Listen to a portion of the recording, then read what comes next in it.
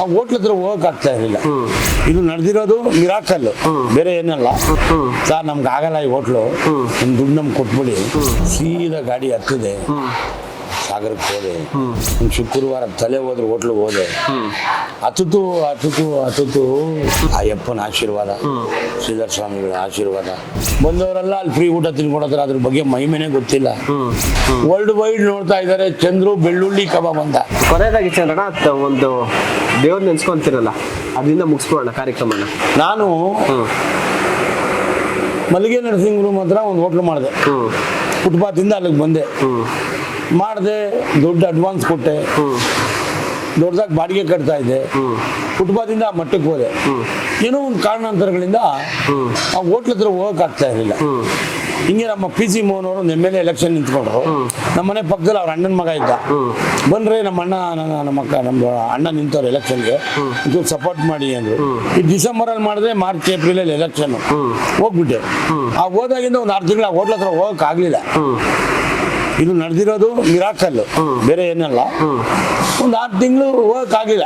Owner ಹತ್ರ ಹೋದೆ, sir ನಮ್ಗೆ ಆಗಲ್ಲ ಈ ಹೋಟ್ಲು, ನಿಮ್ ದುಡ್ಡು ನಮ್ಗೆ ಕೊಟ್ಬಿಡಿ ಅಂತ ಅಂದೆ. ಆ ಟೈಮಲ್ಲಿ ಈ TV9 ಶ್ರೀಧರ್ ಸ್ವಾಮಿ ಮಠ ಅಂತ ಸಾಗರದಲ್ಲಿದೆ, ಹೊರತಳ್ಳಿ ಅಂತ. ಹಿಂಗೆ ಟಿವಿಲಿ ಹಿಂಗೆ ಕೂತಿದ್ದಾರೆ. ಅದ್ರ ಶನಿವಾರ ಭಾನುವಾರ ಬರೋದಲ್ಲ ಅವಾಗ. ನೋಡಿದೆ, ಅದು ನಮ್ ಈಗ ಉಂಟೆ ಇದು. ನಮ್ಮ ಸ್ನೇಹಿತರೊಬ್ಬರು ಕಾರಲ್ಲಿ ಈ ಫೋಟೋ ಇತ್ತು, ಬಂತು. ಅವನು ನನ್ನ ಆತ್ಮೀಯ ಸ್ನೇಹಿತ, ಅವನ ಹೆಸರು ಶ್ರೀನಿವಾಸ್ ಅಂತ. ಅವ್ರು ನನ್ಗೆ ಹೇಳಿಲ್ಲ ಈ ಥರ ಎಲ್ಲ ಇದೆ, ಆ ಯಪ್ಪ ಇಷ್ಟು ಪ್ರಾಮುಖ್ಯತೆ, ಅವ್ರ ಮೇಲೆ ಅಷ್ಟು ಪ್ರೀತಿ ಇದೆ, ಆ ಗೌರವ ಇದೆ, ಅವ್ರನ್ನ ದೇವ್ರಿಗಿಂತ ಹೆಚ್ಚಾಗಿ ನೋಡ್ತಾರೆ. ಅವರು ಬಂದು ದತ್ತಾತ್ರೇಯ ವರಪುತ್ರ. ನೋಡೋಣ ಅಂತೇಳಿ TV ನೋಡಿದೆ. ಸೀದಾ ಗಾಡಿ ಹತ್ತಿದೆ, ಸಾಗರಕ್ಕೆ ಹೋದೆ.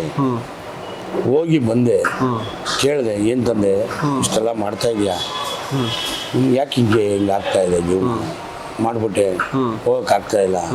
ಅಲ್ಲಿವರೆಗೂ ಹೋಗೇ ಇಲ್ಲ, ಸುಳ್ಳೆ ಕೇಳೋದು. 6 ತಿಂಗಳು ಹೋಗೇ ಇಲ್ಲ. ನಾನು ಹೋಗಿ ಕೇಳ್ಕೊಂಡು ಬಂದೆ. ಹಿಂಗೆ ಅವತ್ತು ಬುಧವಾರ ತಂದು ಅಲ್ಲಿ ಒಂದು ತೀರ್ಥ ಸಿಗುತ್ತೆ. ವರ್ಷ 9 ಕಾಲ ಅಲ್ಲಿ ನೀರು ಬರ್ತಾ ಇರುತ್ತೆ ಕಾಮಧೇನಲ್ಲಿ. ಆ ತೀರ್ಥ ಅದು ತಗೊಂಡೋಗಿ ಯಾವ ಲ್ಯಾಬಲ್ಲಿ ಚೆಕ್ ಮಾಡಿದ್ರು ಪರಿಶುದ್ಧವಾದ ನೀರದು. ಆ ನೀರು ತಗೊಂಡ್ಬಂದು ಆ ಅಪ್ಪನ ಪಾದಿಕೆಯಲ್ಲಿ ಇಟ್ಟು ನಮಸ್ಕಾರ ಮಾಡಿಕೊಂಡು ಕೇಳ್ಕೊಂಡು ಬಂದೆ. ಒಂದು ಶುಕ್ರವಾರ ಕೈ ಇಟ್ಟೆ. ಅವಾಗ ಒಂದು 5,000 6,000 ವ್ಯಾಪಾರ ಆಗ್ತಾ ಇತ್ತು ಇಲ್ಲಿ ಮಲ್ಲಿಗೆ. ಹೌದೌದು. ಏನಪ್ಪ ತಂದೆ ಹಿಂಗೆಲ್ಲ ಮಾಡಿದೆ, ಸುಮ್ಮನೆ ಹಂಗೆ ಅಂದೆ, ಫೋಟೋ ಹಾಕಿದೆ. ಒಂದು ಶುಕ್ರವಾರ ತಲೆ ಹೋದ್ರೆ ಹೋಟ್ಲಿಗೆ ಹೋದೆ. ಹತ್ತಿತು ಅದು ಯಾವ ಮಟ್ಟಕ್ಕೆ ಹತ್ತಿತು ಅಂದ್ರೆ ಇವತ್ತವರೆಗೂ ಅದು ಹೇಳಕ್ ಆಗ್ತಾ ಇಲ್ಲ. ಆ ಯಪ್ಪನ ಆಶೀರ್ವಾದ, ಶ್ರೀಧರ್ ಸ್ವಾಮಿಗಳ ಆಶೀರ್ವಾದ. ಶ್ರೀಧರ್ ಸ್ವಾಮಿ, ಹೌದು. ನಾನು ಅದಕ್ಕೇನೆ ದಿನ ಜಪ ಮಾಡಿದೆ, ಎದೊಳೋದಿಲ್ಲ, ಕೆಲಸ ಸ್ಟಾರ್ಟ್ ಮಾಡೋದಿಲ್ಲ. ನಾನು ಓಂ ನಮಃ ಶಾಂತಾಯ ದಿವ್ಯಾಯ ಸತ್ಯಧರ್ಮ ಸ್ವರೂಪಿಣಿ ಸ್ವನಾಮದಾಮೃತ ತೃಪ್ತಾಯ ಶ್ರೀಧರಾಯ ನಮೋ ನಮಃ ಅಂತ ಬೆಳಿಗ್ಗೆ ಎದ್ದು ನಾನು ಕಾಯಕ್ಕೆ ಕೈಲಾಸ ಮಾಡೋಕ್ಕೆ ಅದನ್ನ ಹೇಳ್ಕೊಂಡು ಸ್ಟಾರ್ಟ್ ಮಾಡ್ತೀನಿ. ಇವತ್ತೆಲ್ಲ ಮಾಡಿರೋದಕ್ಕೆ ನಾನು ಏನು ಇವತ್ತು ಇದೆಲ್ಲ ನಡೆಸ್ತಾ ಇದ್ದೀನಿ, ಆ ಯಪ್ಪನ ಆಶೀರ್ವಾದ, ಆ ಯಪ್ಪನ ಕೃಪೆ. ನನ್ನ ಮನೆ ಆಗಲಿ ಶ್ರೀಧರ ನಿಲಯ, ನಾನು ಮಾಡೋ ಕಸಬಾಗಲಿ ಫಸ್ಟು ಬರೆಯೋದೇ ಆ ಯಪ್ಪನ ಜಪ. ಇವತ್ತು ಆ ಮಟ್ಟಕ್ಕೆ ಹೋಗಿದ್ದೀನಿ, ಅವ್ರ ಆಶೀರ್ವಾದ. ನೀವು ಹೋಗಿ, ನೀವು ಬನ್ನಿ, ಎಲ್ಲರಿಗೂ ಒಳ್ಳೇದಾಗತ್ತೆ.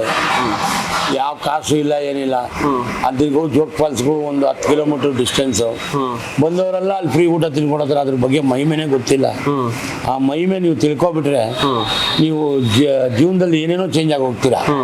ಆ ಜೀವನದಲ್ಲಿ ಚೇಂಜ್ ಆಗೋದಕ್ಕಿಂತ ಅದಕ್ಕೆ ಕೆಲ್ಸಕ್ಕೂ ಬೆಲೆ ಕೊಡ್ಬೇಕು. ಹೋಗಿ ಬಂದ್ಬಿಟ್ಟಿದ ತಕ್ಷಣ ಆಗತ್ತೆ ಅನ್ನೋದಲ್ಲ.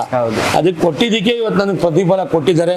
ಇವತ್ತು ನನ್ನ ಉತ್ತುಂಗ ಕರ್ಕೊಂಡು ಹೋಗಿದ್ದಾರೆ, ವರ್ಲ್ಡ್ ವೈಡ್ ನೋಡ್ತಾ ಇದ್ದಾರೆ. ಚಂದ್ರು ಬೆಳ್ಳುಳ್ಳಿ ಕಬಾಬ್ ಅಂತ. ಹಂಗೆ ನೀವು ಎಲ್ಲ ಆಗ್ಬೇಕು ಅಂದ್ರೆ ನಮ್ಮ ಶ್ರೀಧರ್ ಸ್ವಾಮಿ ಮಠಕ್ಕೆ ಹೋಗಿ ಬನ್ನಿ, ಖುಷಿಯಾಗಿ ನೋಡಿ, ನಿಮ್ ಕಷ್ಟ ಏನಂತ ಕೇಳಿ ಪ್ರತಿಫಲ ಕೊಡ್ತಾರೆ. ಶ್ರಮ ಜೊತೆಗೆ ಪ್ರತಿಫಲ ಎಲ್ಲ ಅದಕ್ಕೂ ದೈವಭಕ್ತಿ. ದೈವ ಭಕ್ತಿ. ಗುರು ಯಾವತ್ತೂ ಇರ್ತಾರೆ ಆಶೀರ್ವಾದ. ಪಾಠ ಕಲಿಯಕ್ಕೆ ಗುರು ಬೇಕು. ತಾಯಿ ಗುರು, ತಂದೆ ಗುರು, ನನ್ನ ಸ್ನೇಹಿತರುಗಳು, ನಮ್ಮ ಹಿತೈಷಿಗಳು, ಇವರೆಲ್ಲಾನು ನಮ್ಮನ್ನು ಚೆನ್ನಾಗಿರ್ಲಿ ಅಂತ ಆಶಿಸ್ತಾರಲ್ಲ, ಅವರೆಲ್ಲ ಒಂಥರ ಗುರು ಇದ್ದಂಗೆ. ಹೌದು. ಇದರಲ್ಲಿ ಯಾವುದು ಸಣ್ಣವರು ದೊಡ್ಡವರು ಅನ್ನೋದಿಲ್ಲ. ಆ ಚಿಕ್ಕ ಹುಡುಗ ಹೇಳಿದ ಮಾತು ಕೇಳಬೇಕು, ಅತಿ ದೊಡ್ಡವರಾದವರು ಕೇಳಬೇಕು. ಆ ಪ್ರೀತಿ ತೋರಿಸ್ತಾರಲ್ಲ, ಅವರು ನಾವು ಗೌರವ ಕೊಡಬೇಕು. ಆ ಗೌರವ ಕೊಟ್ರೆ ಯಾವತ್ತಿದ್ರು ಅದು ನಡೀತಾ ಇರುತ್ತೆ. ಈಗ ನಮ್ಮ ಬಾಸ್ ಇವತ್ತು ಯಾವ ಮಟ್ಟಕ್ಕೆ ಹೋಗಿದ್ದಾರೆ, ಯಾವ ತರ ಇದ್ದಾರೆ, ದೇವ್ರಾಗ್ಬಿಟ್ರು. ಪ್ರತಿ ಊರಿಗೆ ಹೋಗಿ ಫೋಟೋ ಇಲ್ಲದೆ ಮನೆ ಇಲ್ಲ. ಹೌದು. ಊರಿಗೆ ಹೋದ್ರೆ ಎಂಟ್ರೆನ್ಸ್ ಅಲ್ಲಿ ಫೋಟೋ ಇಲ್ಲದೆ ಊರಿಗೆ ಹೋಗಲ್ಲ. ಸ್ಟ್ಯಾಚ್ಯೂಗಳಾಗಿದೆ. ಏನಕ್ಕೆ? ಆಟೋ ಆ ಒಳ್ಳೆತನ, ಆ ಒಳ್ಳೆ ಮಾತು, ಆ ಒಳ್ಳೆ ಕತೆ, ಅದೆಲ್ಲ ಮಾಡಿದ್ದಕ್ಕೇನೆ ಅವ್ರ ಬಾಸ್ ಆಗಿದ್ದು.